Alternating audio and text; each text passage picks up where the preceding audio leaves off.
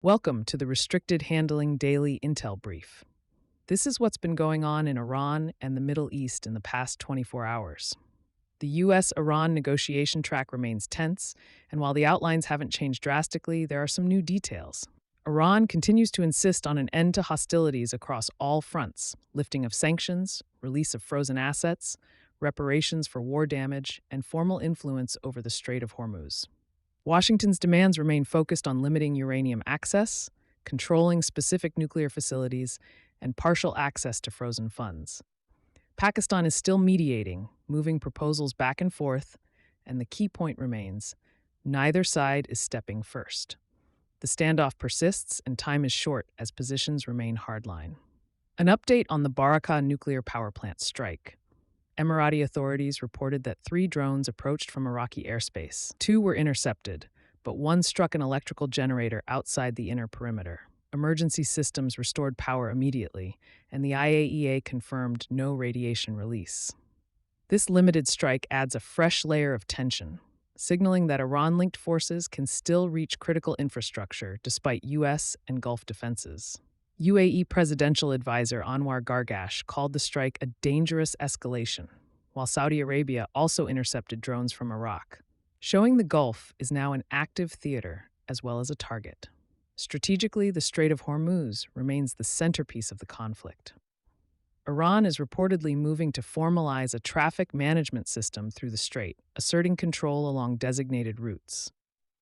The U.S. rejects any arrangement that would legitimize Iranian oversight or toll collection. Meanwhile, U.S. naval forces have redirected over 80 commercial vessels and disabled 4 since the blockade began in mid-April.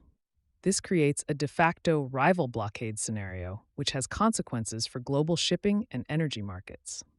Speaking of energy, markets are feeling the pressure. Brent crude hovered around $112 a barrel, and WTI also ticked higher. Early estimates suggest the Iran war has cost global companies roughly $25 billion, with airlines absorbing around $15 billion in extra fuel costs alone. Qatar, in particular, is feeling the pinch. LNG production at Ras Laffan was halted after Iranian strikes and maritime restrictions, reducing capacity by 17%. IMF projections now show Qatar's economy could shrink by nearly 8.6% this year before rebounding in 2027. Even small operational changes in Hormuz ripple through global markets, affecting supply chains, prices, and the everyday availability of goods. Israel remains active on multiple fronts. Prime Minister Benjamin Netanyahu faces high-stakes elections this fall. Domestic issues like ultra-Orthodox exemptions from military service are gaining attention, and the broader conflict with Hamas and Hezbollah continues to shape political dynamics. Israeli strikes in southern Lebanon killed at least 6 people recently, including paramedics, as part of efforts to degrade Hezbollah infrastructure. In Gaza, Israeli forces reportedly targeted Hamas military chief Izz al-Din al-Haddad, involved in planning attacks during the October 7th escalation.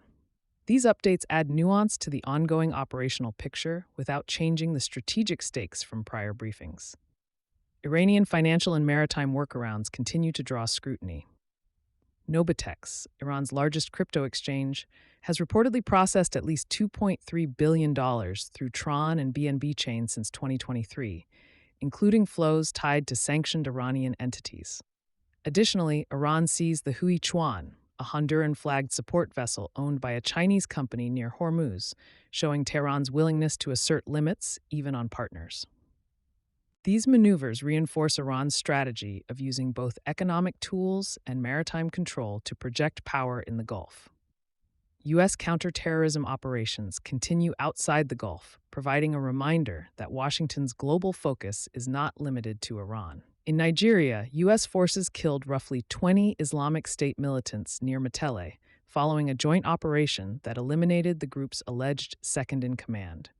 Nigeria has facilitated coordination with hundreds of U.S. troops in the Lake Chad Basin, where UN estimates place 8,000 to 12,000 Islamic State fighters. Even as the Gulf dominates headlines, U.S. efforts in Africa are ongoing and consequential. Information operations remain a key element in this conflict. IRGC-linked media has reportedly attempted to shift blame for the Barakah strike towards Saudi Arabia, highlighting Tehran's use of narrative and misinformation to drive wedges among Gulf partners and maintain leverage. These tactics are a reminder that in modern warfare, influence over perception can be as important as kinetic operations. Overall, today's update underscores a region in flux.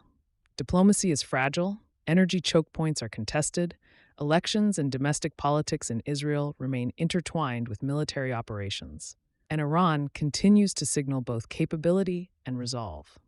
Limited attacks, like the Barakah strike, serve as reminders that while some situations remain largely unchanged, the stakes and pressure points evolve daily, and even minor developments can have outsized strategic effects. Thanks for listening. If this was useful, a quick review or comment helps others find the show. For deeper coverage, check out our daily intel brief on Substack at restrictedhandling.substack.com. Have a great day.